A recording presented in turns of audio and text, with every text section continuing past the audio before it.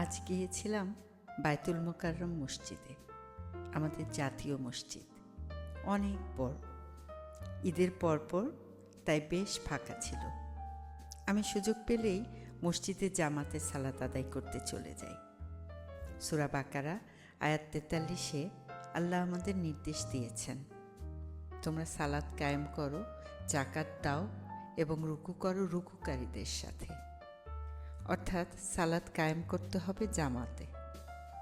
সূরা জুমা আয়াত ৯ আল্লাহ বলছেন, হে ঈমানদারগণ, জুমার দিন যখন সালাতের জন্য আহ্বান করা হয়, তোমরা আল্লাহর স্মরণে ধাবিত হও এবং স্থগিত রাখো ব্যবসায়িক কার্যক্রম। এটাই তোমাদের জন্য কল্যাণকর যদি তোমরা উপলব্ধি করো। আল্লাহ কিন্তু ছেলে বা মেয়ে আলাদাভাবে নির্দেশ দেননি, বলেছেন ইয়া আইয়ুহাল্লাযীনা আমানু, অর্থাৎ যারাই ঈমান এনেছে তাদের সবাইকেই আল্লাহ বলছেন।